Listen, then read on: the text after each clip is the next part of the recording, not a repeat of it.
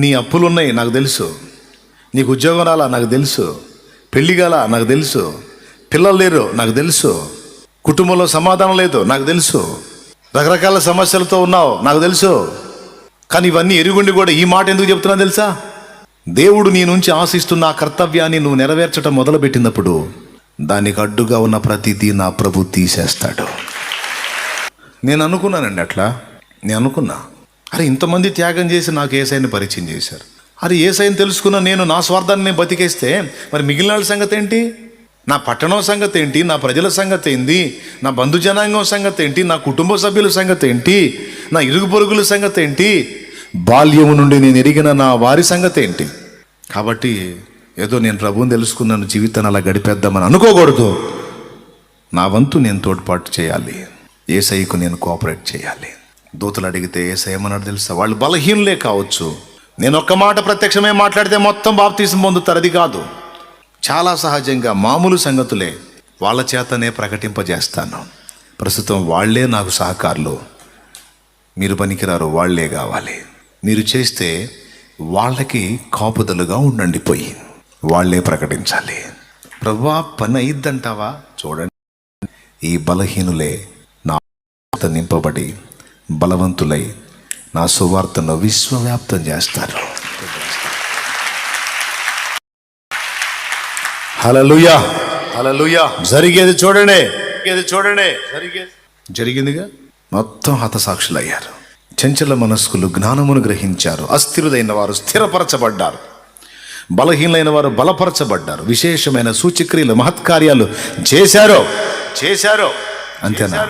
ఎన్నో ఆత్మల్ని ప్రభు కొరకు సంపాదించి సంతోషంగా సీమోను పేతుర్ని సిలువ ప్రాణం తీస్తామంటే నిలువున సిలువ పొందడానికి నేను అర్హుడిని గాను, తలక్రిందుగా సిలువ వేయమని కోరుకొని తలక్రిందుగా సిలువలో ప్రాణం పెట్టి హతసాక్షి అయ్యాడు.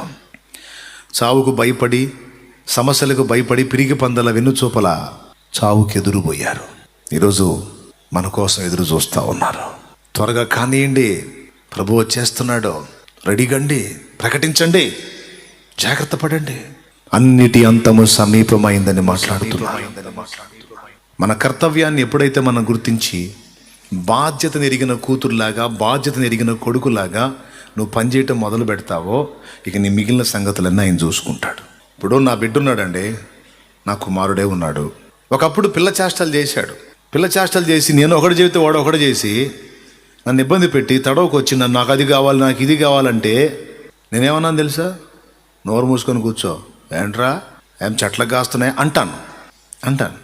అదే కుమారుడు బాధ్యత నెరిగి ప్రయోజకుడై వాడు కూడా నాతో కలిసి కష్టించి ఆర్జించేవాడు అయ్యాడనుకో, ఇక వాడు నాకు వస్త్రాలు కావాలి, నాకు అది కావాలి, నాకు ఇది కావాలి కాదు, ఏవేవి కావాలో నేనే వెతికి రెడీ చేసి ఆడ పెడతా. ఎందుకు? బాధ్యత నెరిగిన కొడుకు, బాధ్యత నెరిగిన కూతురు, వాళ్ళ కర్తవ్యం ఏంటో గుర్తుపట్టి ఆ కర్తవ్య నిర్వహణ కోసం నా బిడ్డలు రాత్రింబగళ్ళు కష్టపడుతున్నారు కనుక వాళ్ళకి ఏది తక్కువ చేయకూడదని అవసరమైతే వారి తల్లితో చెప్పి మంచి ఆహార పదార్థాలు వండిస్తా. స్తోత్రం. ఏమండి, ఒక తల్లికి 6 కొడుకులు ఉన్నారంట. 6 కొడుకులు, 5గురిని ఒక రకంగా చూసిద్దంట, ఒకరిని ఒక రకంగా చూసిద్దంట. ఫుడ్లో కూడా మార్పు. వాడికి వస్త్రాలు అమ్మే తెచ్చిద్ది, కాస్ట్లీ బట్టలు. ఫుడ్ కూడా వాడికి స్పెషల్ ఫుడ్, కాస్ట్లీ ఫుడ్, మిగిలిన వాళ్ళకి మామూలు ఫుడ్. ఇంటికి వచ్చినప్పుడు వాడినే ఎక్కువ పరామర్శిస్తూ ఉంటుంది, మిగిలిన వాళ్ళు పట్టించుకోదు. ఏదో అలాటోలాగా చూసి బాగా బాధేసింది 5గురికి. ఒకరోజు కూర్చొని పొలంలో మీటింగ్ వేసుకున్నారు. పొలంలో ఈ 5గురు పొలంలో కూర్చొని, ఏంట్రా అమ్మ దగ్గర మరి ఎంత అన్యాయం, పొద్దున్న లేచిన దగ్గర నుంచి సాయంత్రం దాకా చాకిరి చేస్తుంది మనం, ఇన్ని బాధలు పడుతుంది మనం. వాడేమో బట్టలు నలగకుండా వస్తాడు, పెద్ద యజమానుడిలాగా మనకి పనులు అప్పచెబుతాడు, అది చేయండి, ఇది చేయండి, అట్లా చేయండి, ఇట్లా చేయండి, అన్ని మెయింటెనెన్స్ చేస్తూ ఉంటాడు, అన్ని అప్పచెబుతాడు, పోతాడు. వాడికేమో ఖరీదైన వస్త్రాలు, కమ్మని తిండి, అమ్మ వాడికి అన్ని ఉపచారాలు. నాకు నచ్చలేదయ్యా అన్నాడు ఒకడు. నాకు మాత్రం నచ్చిందంట్రా చిన్నాడా, నాకు అంతే ఉంది అన్నాడు ఇంకొకడు. మాట్లాడుకుని ఇంకొకడు అన్నాడు, ఒరే ఇట్లా ఎన్ని రోజులు మనం పొలంలో మీటింగ్ వేసుకుంటే ప్రయోజనం ఆమెని అడుగుదాం అన్నారు. అంతేనంటవా? అంతే. మొత్తం కలిసిపోయారు. ఆ రోజు వెళ్ళి, అమ్మ పెద్దదానివి, నిన్ను ఇలా అడగకూడదు, అడుగుతున్నామని ఏమనుకోవద్దు. నీ పద్ధతి ఏం బాగలేదమ్మా అన్నారు. ఏంట్రా అంది. ఏంటన్నా, ఏంటి నాలో నచ్చని పద్ధతి ఏంట్రా మీకంది. అమ్మ, పొద్దున పోతే సాయంత్రం దాకా వెట్టి చాకిరి చేస్తుంది మేము. ఏ పొలంలో ఎవడెవడు పని చేస్తున్నాడో ఆయన పెద్ద ఆఫీసర్ లాగా వచ్చి బట్టలు నలగకుండా పొలాలు తిరిగి నువ్వు ఆ పని చేయరా, నువ్వు ఈ పని చేయరా అని అన్ని పెత్తనాలు అప్పచెప్పి పోతాడు. ఏంటమ్మా అన్న చేసేదే, మా మీద పెత్తనమేగా. దీనికి వాడికి స్పెషల్ ఫుడ్, స్పెషల్ బట్టలు, స్పెషల్ మర్యాదలు. ఆఖరికి అందరం పొలానికి వెళ్ళేటప్పుడు నువ్వేం చెబుతావమ్మా, అన్నం జాగ్రత్త చూసుకుంటాయా అంటే మేము పుట్టలేదా నీ కడుపున? నువ్వు మా అమ్మవు కాదా, మేము నీ కడుపున పుట్టలేదా? మేము ఇంకొక తల్లికి జన్మించామా? ఎందుకమ్మా మాకు ఈ పక్షపాతం? అప్పుడు అమ్మంది, ఒరే ఈ ఆలోచన రాకూడదయ్యా, మీకు వచ్చిందంటే ఇక నేను చెప్పాల్సిందే.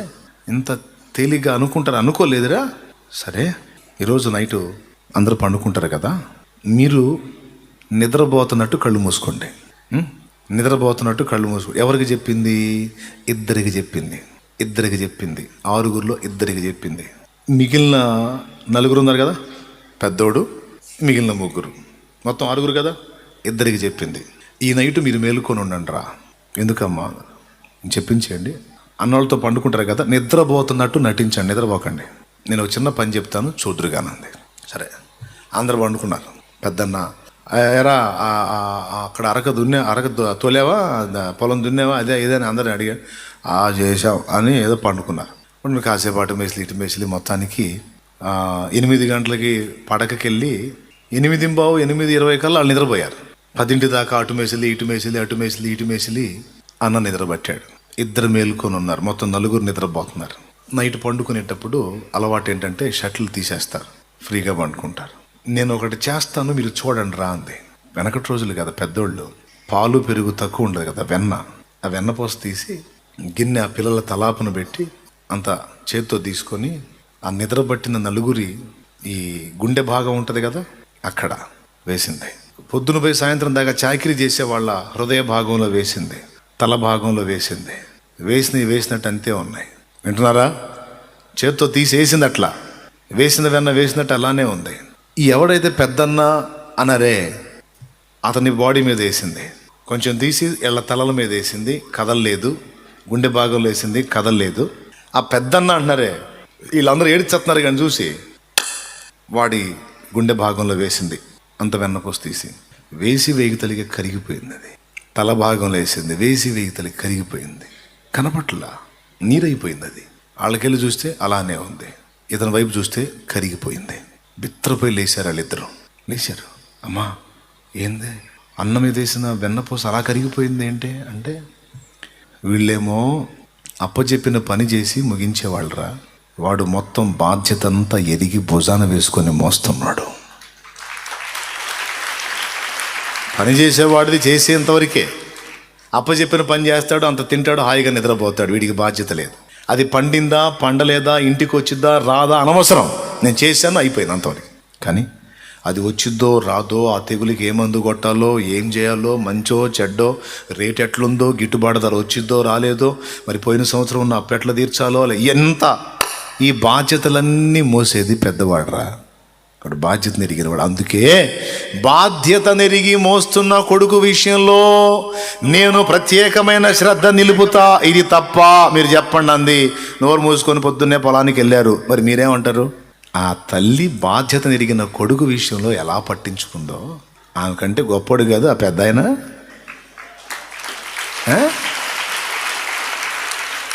కాదంటారా?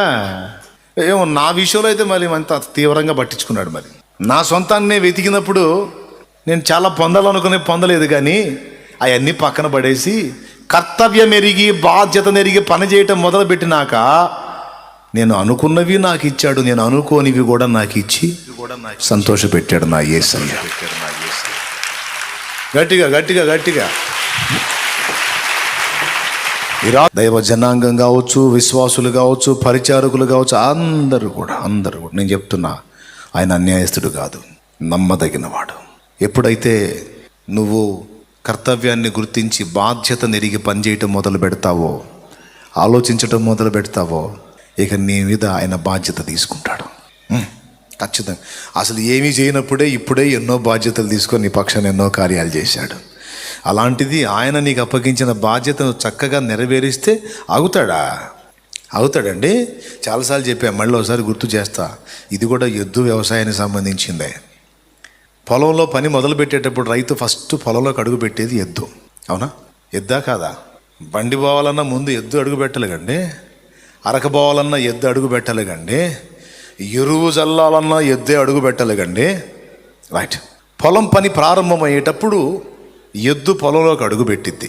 పొలమంతా పండి కుప్పగొట్టి బస్తాలకు ఎత్తి గింజ ఇంటికి చేర్చేది కూడా ఎద్దే.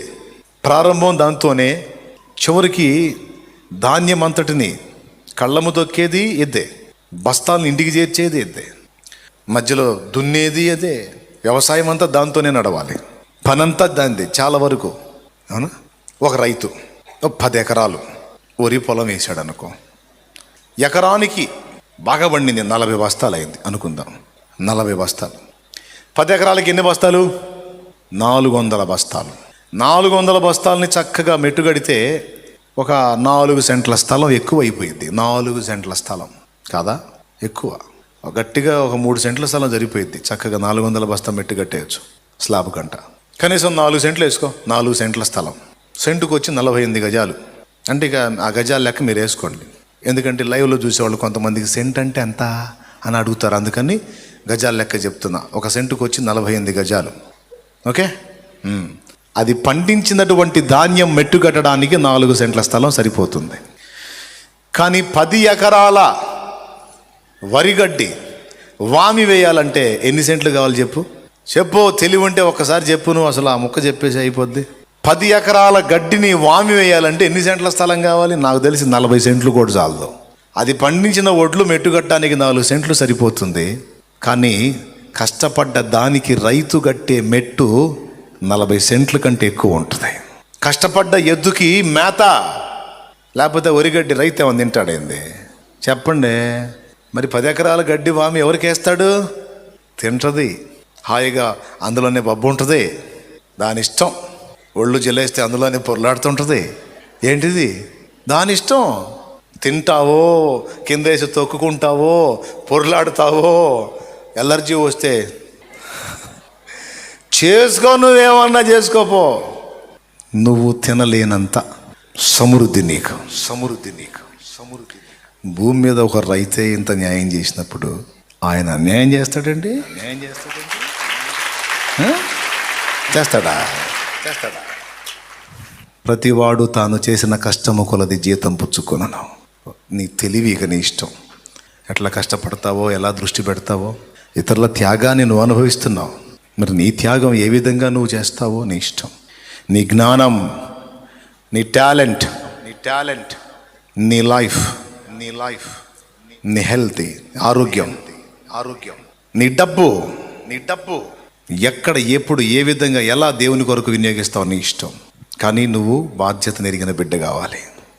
నువ్వు ప్రభువుకు ప్రార్థన చేయటం కాదు, అనేక మంది ప్రార్థన చేయనట్లు అనేకులకు నువ్వు ప్రభువుని పరిచయం చేయాలి. ఇదొక దీక్షగా నీవు నడుం కట్టాలి.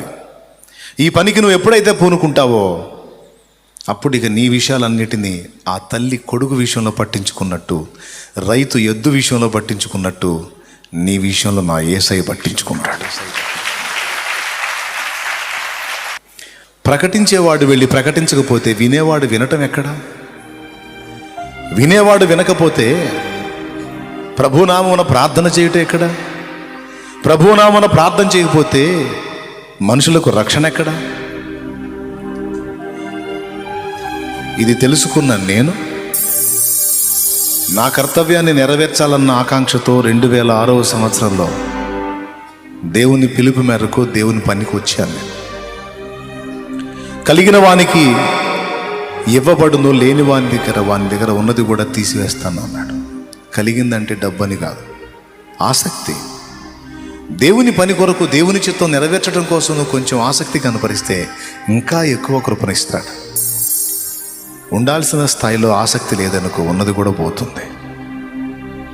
కాబట్టి ప్రియమైన దేవుని బిడ్డలారా, అప్పులు, తిప్పలు, బాధలు, వ్యాధులు, రోగాలు, నొప్పులు, సమస్యలు, కలతలు, కష్టాలు, కన్నీళ్ళు, ఉద్యోగ ప్రయత్నాలు, ఇవన్నీ తెలుసు నాకు. వాటిని గురించి ఇవన్నీ మీకు ఇచ్చేస్తాడు యేసయ్య అని చెబితే ఎంత హాయిగా ఉంటుందో నేను చెప్పను. దేని మీద దృష్టి పెడితే ఆ విషయాల్లో కార్యం జరిగిద్దో ఆ రహస్యం చెబుతా. యేసయ్య చెప్పాడు, నాకేం తెలుసు. మత్తయి సువార్త 6లో మీరు మొదట డబ్బుని, ఉద్యోగాన్ని, సంపదల్ని, ఇహ అవసరతల్ని వెతకండి, మీకు ఇస్తాడు అన్నాడా? ఆయన నీతిని, రాజ్యమును మొదట వెదుకుడి, పిదప మీకు కావలసినవన్నీ ఆయన ఇస్తాడని చెప్పాడు. ఉద్యోగం లేదు, ఇస్తాడు. అరే దేవుడు లేడనే నాస్తికుడికి ఉద్యోగం ఇచ్చిన దేవుడు, దేవుడు ఉన్నాడని నమ్మి విశ్వసించి రక్షణ పొంది దేవుని మార్గంలో సాగుతున్న మీకెవడా? ఎవరు చెప్పారు ఇవ్వడని? మరి నిశ్చయముగా నీకు ఇస్తాడు. దేవుడిని ఒప్పుకొని నాస్తికులకు సంతానాన్ని ఇచ్చిన దేవుడు నీకెందుకు ఇవ్వడు? దేవుడు ఎవడరా దేవుడని వెర్రవీగేట నాస్తికులకు అప్పులు తీర్చిన దేవుడు మరి నిశ్చయముగా విశ్వాసమైన నీకు అప్పు తీర్చును కదా. దేవుడిని ఒప్పుకొని మూర్ఖులైన నాస్తికుల్ని ఆర్థికంగా దీవించిన దేవుడు ఆయన బిడ్డవైన నిన్ను దీవించుకొని ఎందుకుంటాడు? మరి నిశ్చయముగా వారికంటే విస్తారంగా నిన్ను దీవించును కదా. దీవిస్తాడు, అంతే. దీవిస్తాడు లేదా? ఎంతమందికి ఉంది విశ్వాసం? ఎప్పుడు ఈ మాట అన్నగారే, నాస్తికులకు అన్ని సహాయాలు చేసిన దేవుడు నాకు చేయడా? మరి నిశ్చయంగా చేస్తాడు. దిగులు పడద్దు. అయి కాదు ఆలోచించాల్సిందే. నా యేసుని ఇతరులకు పరిచయం చేయడానికి నేను ఎంత కృషి చేయాలి, ఎంత ప్రయాసపడాలి, నాకు ఇవ్వబడిన తలాంతుల్ని ఎలా వినియోగించాలి, దేవుడిచ్చిన అవకాశాలను అందిపుచ్చుకొని ఎలాగ ప్రభువుని లోకానికి పరిచయం చేయాలి, ఏం తిందాం, ఏం తాగుదాం, ఏం అనుభవిద్దాం, వాళ్ళతో వీళ్ళతో కలిసి లైఫ్ని ఎలా ఎంజాయ్ చేద్దాం, ఈ చెత్త వ్యవహారం తీసి పక్కన పెట్టేసాయి. ఆ చెత్త వ్యవహారాల్లో సాగటానికి నువ్వు చెత్త సంబంధివి కాదు, నువ్వు దేవుని సంబంధివి.